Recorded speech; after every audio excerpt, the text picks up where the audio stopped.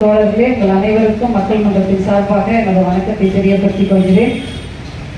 தோழர்களே, தவிர்க்க முடியாத காரணத்தின் காரணமாக மக்கள் மன்றத்தின் ஒருங்கிணைப்பாளர் தோழர் மகேஷ் அவர்களால் இன்று வர இயலவில்லை. அதையும் பதிவு செய்து கொள்கிறேன். தோழர்களே, இந்த பட்ஜெட், அதாவது ஒரு பட்ஜெட் வெளியே வருதுன்னா அந்த பட்ஜெட் குறித்த ஒரு ஆய்வை மேற்கொண்டு அது குறித்த விவாதங்களை பொதுமக்களிடையே எழுப்பி ஆரோக்கியமான விவாதங்களை நடத்துவது ஒரு அறிவார்ந்த சமூகத்தின் கடமை. அத்தகைய ஒரு மகத்தான பணியினை இன்று மதிமுக கையில் எடுத்திருப்பது உள்ளபடியே பாராட்டுக்குரியது. இந்த பட்ஜெட்டை குறித்து பொதுவாக ஒரு பட்ஜெட்டை பார்த்தோம்னா நம்ம என்ன பார்ப்போம், இது யாருக்கு சேவை செய்யுது, இந்த பட்ஜெட் யாருக்கு நலனை அள்ளி வழங்குகிறது அப்படின்னு பார்ப்போம். அதுதான் சிம்பிளான விஷயம். ஒடுக்கப்பட்ட பாதிக்கப்பட்ட உழைக்கும் மக்களுக்கு இந்த பட்ஜெட்டை என்ன செய்யுது, ஏதாவது நன்மை செய்திருக்கா அப்படின்னு போய் பார்க்குறோம். பார்த்தா அடிப்படையான இந்த பிரச்சனை என்னவா இருக்குது, வேலை வாய்ப்பு இல்லை. 35% வேலை வாய்ப்பு இந்த நிலைமை இன்னைக்கு 60% கூடி இருக்கிறது. அந்த அளவுக்கு வேலை வாய்ப்பு இல்லாத ஒரு நிலையில் எல்லோரும் தவித்துக் கொண்டிருக்கிறார்கள். இதுல வேலை வாய்ப்பு குறித்து என்ன போட்டிருக்கு அப்படின்னு போய் பார்த்தா என்ன சொல்றாங்கன்னா, ஒரு 500 கம்பெனிக்கு இந்த பட்ஜெட்ல என்ன சொல்றாங்கன்னா, அரசு ஒன்றிய அரசு என்ன கொடுக்குமா, 6000 கொடுக்குமா. யாருக்கு? 500 கம்பெனிகளுக்கு ஒரு ஊழியருக்கு 6000 கொடுக்கணும். அதாவது ஒரு கம்பெனிக்காரன் ஒரு தொழிலாளிக்கு 9000 ஒரு அப்ரண்டைஸ்க்கு கொடுக்குறாங்கன்னா இந்த 6000 சேர்த்து 15000 ஒரு ஊழியருக்கு இந்த கம்பெனிக்காரன் கொடுக்க போறாங்க. இப்ப நமக்கு என்ன கேள்வினா, ஒரு ஹூண்டாய் கம்பெனியோ இல்லை ஏதோ சில இந்த மாதிரி பன்னாட்டு கம்பெனிகளோ போராடி வர வைக்கிறாங்க, அந்நிய முதலீடு வரணும் அப்படின்றதுக்காக. ரைட்டு, எதற்காக நம்ம நிலம் கொடுக்குறோம், எதற்காக தண்ணீர் மின்சாரம் இது போன்ற சலுகைகளை கொடுக்குறோம், ஏன் இதுக்கெல்லாம் மானியம் கொடுக்குறோம் அப்படின்னு வரி விலக்குகள் கொடுக்குறோம் அப்படின்னு பார்த்தீங்கன்னா வேலை வாய்ப்புகள் கொடுக்குறாங்க. இந்த பகுதியில் இருக்கிற இளைஞர்களுக்கு ஒரு வேலை வாய்ப்பு கிடைக்கும்ன்ற அர்த்தத்துல தான் நம்ம இந்த கம்பெனிகளை அனுமதிக்கிறோம். இல்லைன்னா நம்மளுடைய கோரிக்கை என்னன்னா, தனியார் மையமே இருக்கக்கூடாது, பொதுத்துறை நிறுவனங்கள் தான் இருக்கணும்ன்றதுதான் நம்மளுடைய கோரிக்கை. அதையும் மீறி நாம் இந்த தனியார் கம்பெனிகளை அனுமதிக்கிறோம்னா வேலை வாய்ப்பு வருதுன்ற ஒரே காரணம் தான் தொடர்களே. அப்ப நிலம், மின்சாரம், தண்ணீர் எல்லாத்தையும் கொடுத்து ஊதியத்தையும் ஒன்றிய அரசு நம்மளுடைய வரி பணத்திலிருந்து கொடுக்குறதுன்னா அது எவ்வளவு கேவலமான ஒரு விஷயம். நம்மளுடைய கேள்வி, இதையும் தனியார் நடத்தணும், அரசு நடத்த வேண்டியதுதானே. எல்லாத்தையும் கொடுத்துட்டு அவனுக்கு நீ சம்பளத்தையும் கொடுக்கறதுக்கு உன்னுடைய வேலையாக இருந்தால் அதை எதற்காக இந்த பணியை செய்யணும். அந்த பட்ஜெட்ல மிகவும் கண்டிக்க வேண்டிய ஒரு கூறு தொடர்களே. அடுத்ததாக பாருங்க, வேலை வாய்ப்பு. நம்மளுடைய இந்த முழக்கங்கள்ல கூட இருந்தது, எல்லாமே தனியார் மயம் என்றால் அரசு எதற்கு, வரி எதற்கு என்பதுதான் நம்மளுடைய தொடர்ச்சியான முழக்கமாக இருக்கும். அடுத்ததாக விலைவாசி. இப்ப உழைக்கும் மக்களுக்கு தேவையானது என்ன, அரிசி பருப்பு. இந்த அரிசி பருப்புல ஏதாவது விலைவாசி குறைவு ஏற்பட்டதுன்னா நம்ம என்ன பண்ணலாம், பாராட்டலாம். ஆனா பிளாட்டினம் தங்கம் போன்ற நமக்கு சம்பந்தம் இல்லாத பொருட்கள் எல்லாம், பிளாட்டினம் நமக்கு எதுக்கு, பிளாட்டினத்தினுடைய விலைக்கு அதனுடைய வரியை என்ன பண்றாங்களாம், குறைக்கிறாங்களாம். அது 3%. ஆனா நம்ம அத்தியாவசிய பொருட்களுக்கெல்லாம் எத்தனை, 18% வரி. அப்ப இது நமக்கு ஒரு கேள்வியா இருக்குது. நாம் என்ன வாங்கும் சக்தி உள்ளவர்களாக இருக்கிறோம், தங்கத்தை வாங்குற நிலைமையில இருக்கிறோமா, இல்ல பிளாட்டினத்தை வாங்குற நிலைமையில இருக்கிறோமா? இருக்கிற தங்கத்தினுடைய மதிப்பு குறைந்து விடும். இதுதான் இருக்கிற 1 சவரம் 2 சவரம் நம்ம வச்சிருந்தோம்னா அதை விற்கலாம்னு பார்த்தா கூட என்னவாயிடும், இப்ப அதுவும் அடிமாட்டு விலைக்கு குறைந்து இருக்கிறது தொடர்களே. அதுபோல் நீங்க கல்வி எடுத்துக்கீங்க, கல்வியில உயர்கல்விக்கு 10,000 கோடி குறைச்சிருக்கிறோம். 10,000 கோடி உயர்கல்விக்கு குறைக்கப்பட்டிருக்கிறது. அது மட்டுமல்ல தொடர்களே, இன்னும் பல்வேறு விஷயங்கள். அதாவது நீங்க விவசாயிகளை எடுத்துக்கங்க, விவசாயிகள் எதற்காக அப்படி உயிர் தியாகம் செய்து மிகப்பெரிய ஒரு போராட்டத்தை நடத்தினாங்க. அவங்க கேட்ட முக்கிய கோரிக்கைகள் ஒன்று அந்த எம்எஸ்பி, அதாவது குறைந்தபட்ச ஆதார விலை. இதற்காக அதற்கு வாக்குறுதியை கூட அளித்தார் மோடி தேர்தலுக்கு முன்னாடி. ஆனா அதை பற்றி இந்த பட்ஜெட் ஒரு வார்த்தை கூட பேசவில்லை. குறைந்தபட்ச ஆதார விலை இருந்தால்தான் விவசாயிகள் வாழ முடியும் தொடர்ந்து. அப்ப அதற்கு வழிவகுக்கிறது இது. அடுத்ததான் நீங்க பாத்தீங்கன்னா, எந்த ஒரு பட்ஜெட்லயும் பழங்குடி மக்களுக்கு இல்ல பட்டியலின மக்களுக்கு ஒரு துணை திட்டம்னு இருக்குது, உட்கூறு சப் பிளான் அப்படின்னு சொல்லுவோம். ஷெட்யூல் கிளாஸ் சப் பிளான், அந்த மாதிரி ட்ரைபல் சப் பிளான் அப்படின்னு 2 விஷயம் இருக்கு. அதுல எவ்வளவு சதவீதம் இருக்கிறாங்களோ, இப்ப பட்டியலின மக்கள் 15% இருக்கிறாங்கன்னா 15% இப்போ மொத்த பட்ஜெட்னுடைய செலவு எவ்வளவுன்னா 48 லட்சம் கோடி. இந்த 48 லட்சம் கோடியில 15% பட்டியலின மக்களுக்காக கண்டிப்பா செலவு பண்ணணும். அதுபோல் பழங்குடி மக்களுக்கு குறைந்தது 3.5 கோடி கண்டிப்பாக செலவு செய்யணும். இந்த 2மே என்ன இல்ல, அதுல அதை பற்றி அது பேசவே இல்லை. இதுவும் மிக முக்கியமான ஒரு விஷயம் தவறு. அந்த மாதிரி பீகாருக்கு ஆந்திராவுக்கு அள்ளி வழங்கி இருக்கிறாங்க அப்படின்னு நம்ம பார்த்தோம். எத்தனை பல ஆயிரம் கோடி அள்ளி வழங்கி இருக்கிறாங்கன்னு. அது கூட ஒரு உள்முத்து இருக்குது. அதுல போய் என்னதான் இந்த நிர்மலா சீதாராமன் பண்ணியிருக்கிறாங்கன்னா பார்த்தா அதெல்லாம் நிதி வழங்கி இல்லையா, IMF வாங்கி கொடுக்குறேன்னு சொல்லியிருக்கிறாங்களாம். இன்டர்நேஷனல் மானிட்டரி ஃபண்டுன்னு சொல்லுவோம், சர்வதேச நிதி ஆதார மையம், அவங்கள்ட்ட இருந்து நாங்க வாங்கி கொடுக்குறோம்னு சொல்லியிருக்கிறாங்களாம். இதுவும் வந்து ஒரு ஏமாற்றாக இருக்குமோ அப்படின்னு, ஆட்சியை தக்க வைத்துக் கொள்வதற்காக ஆந்திராவுக்கும் பீகாருக்கும் மோடி அரசு செய்கிறது என்றாலும் இதிலும் இந்த ஆபத்து இருக்கிறது என்பது. 2வது முக்கியமான விஷயம் வந்து, இன்னைக்கு நம்ம கிராமத்து பெண்கள் கொஞ்சமாவது நிம்மதியா இருக்கிறாங்கன்னா 100 நாள் வேலை திட்டத்தின் மூலம் தான் நிம்மதியா இருக்கிறாங்க. இதை ஆண்டுக்கு கூட்டணும்னு கேட்கிறோம். நம்மளுடைய ஒரு நாள் கூலிய கூட்டணும்ன்றோம், ஒரு ஆண்டுக்கு வழங்கப்படும் வேலை நாட்களை கூட்டணும்னு சொல்றோம். ஆனா இன்னைக்கு என்ன நடந்திருக்கு, அதற்கு ஒரு 4000 கோடி குறைச்சிருக்கிறாங்க இந்த ஆண்டுக்கு. இதுவும் வந்து வன்மையாக கண்டிக்க வேண்டியது தொடர்ந்து. அதுபோல் வந்து பீகார்ல 15 பாலம் இடிஞ்சு உடஞ்சு விழுந்துருச்சான். யாரு கட்டினது, எப்ப கட்டினது?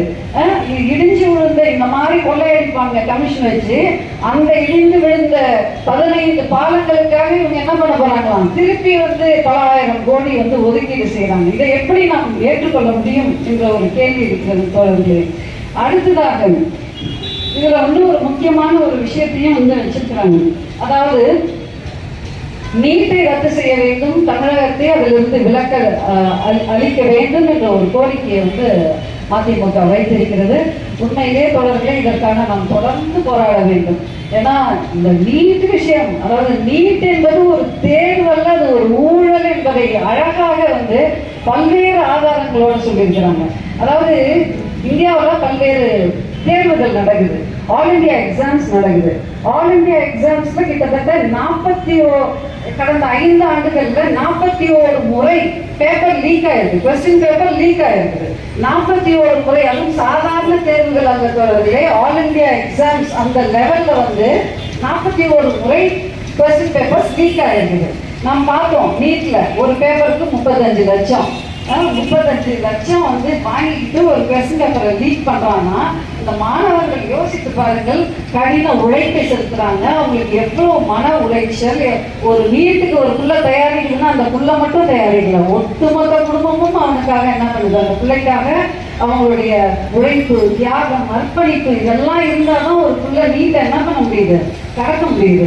இந்த சூழல்ல கொஸ்டின் பேப்பர் லீக் ஆச்சான், வாட்ஸ்அப் குரூப்ல பரவச்சான், காசு உள்ளவங்கலாம் போய் எழுதுனாங்கன்னா எவ்வளவு ஒரு மன உளைச்சலை ஏற்படுத்தும் தொடர்ந்து. அது மட்டுமல்ல, இந்த எக்ஸாம் ரிசல்ட்ஸ் வந்தப்ப இதை என்னமோ முன்னாடி சொன்னாங்க, முன்னாடி CBSE நடந்துச்சு, இப்போ வந்து அது NTA நடந்தது, national testing agency. National testing agency என்னமோ ரொம்ப புனிதமான ஒரு அமைப்பு மாதிரி. ஆனால் அந்த நேஷனல் டெஸ்டிங் ஏஜென்சி அதாவது டெக்னிக்கலி இம்பாசிபிள் சொல்றாங்க. ஒரு 45 கேள்விகள் 4 சப்ஜெக்ட்ல மொத்தம் வந்து எவ்வளவு எடுக்கணும், ஒரு கேள்விக்கு 4 மதிப்பெண். அப்ப 720 தான் அதனுடைய ஃபுல் மார்க்.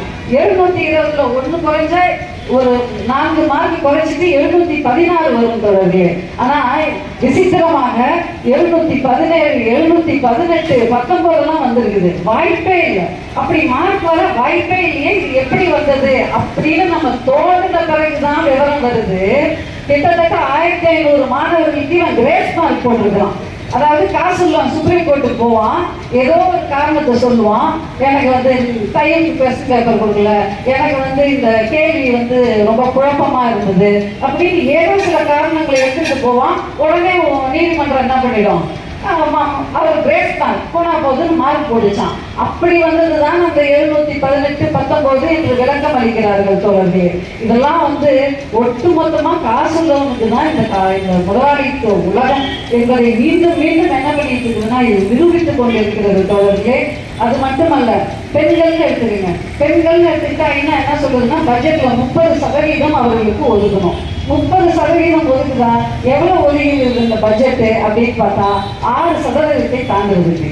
6% இது தாண்டுவதில்லை.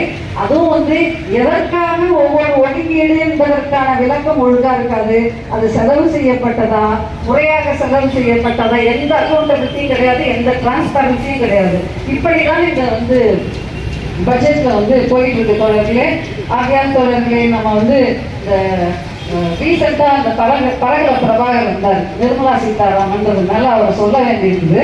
அவருடைய கணவர் எனக்கு எப்பயுமே வியப்பா இருக்கும். இந்த அம்மா இந்த எக்ஸ்ட்ரீம்ல இருக்கு, இவர் வந்து நம்ம பக்கம் இடதுசாரியா இருக்கிறாரு, என்னதான் இவங்க எப்படிலாம் சேர்ந்து வாழறாங்கன்றது ஒரு மிகப்பெரிய கேள்வியா இருக்கும். அவர் ஒரு ஒரு உண்மையை வெளிக்கொண்டிருக்கிறார் தோழர்களே.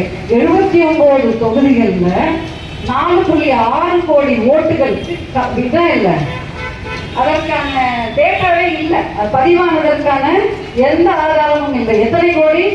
4.6 கோடி. அப்பனா இந்த மோடி 3 ரெஜிம் சொல்றோம் இல்லையா, இந்த ஆட்சி என்பதே என்னது? ஃப்ராடு, திருட்டுத்தனம், ஏமாத்து. இதன் மூலம் தான் மோடி மீண்டும் வந்து என்ன பண்ணியிருக்கிறாரு? ஆட்சியில் வந்து அமர்ந்திருக்கிறார் தோழர்களே. ஏதோ நாம் போராடிய காரணத்தினால், தேர்தல் காலங்களில் உண்மையா பரப்புரைகளை மேற்கொண்ட காரணத்தினால் நம் போன்ற, அதாவது தமிழகம் வந்து உண்மையிலேயே ஒரு முற்போக்கான மாநிலம் தொடர்ந்து.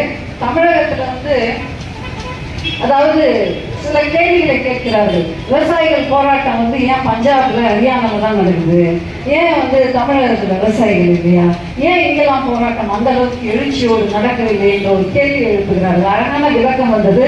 உண்மையில அங்கெல்லாம் வேலை வாய்ப்பே இல்லையா, விவசாயத்தை விட்டா, ராணுவத்தை விட்டா வேற எதுவும். அதனாலதான் அக்னிவீர் திட்டத்துக்கு எதிராக அங்கதான் வந்து ஒரு மிகப்பெரிய ஒரு போராட்டம் வெடித்தது. அப்ப நம்ம தமிழ் மாநிலம் வளர்ச்சி அடைந்த ஒரு மாநிலம். இங்கே விவசாயத்தை மட்டுமே நம்பி நாம் வாழவில்லை, அதை தாண்டி பல்வேறு வேலை வாய்ப்புகள் நமக்கு இருக்கு. அதனாலதான் இங்க வந்து நம்ம அந்த விவசாய போராட்டம் மிகப்பெரிய எழுச்சியை காணவில்லை என்பதற்கான காரணம். இரண்டாவது, சொல்றாங்க இல்லையா, எவ்வளோ வட மாநிலங்கள் பெருமையை போற்றி பேசினாலும் எந்த மாநிலத்துக்கு இந்த பன்னாட்டு கம்பெனிகள் வர துடிக்குதுன்னா அது தமிழகத்துக்கு தான் வர துடிக்குது.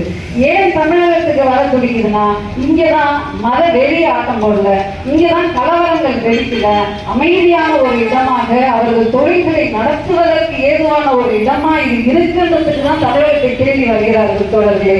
அதையும் நாம் புரிந்து கொள்ள வேண்டும்.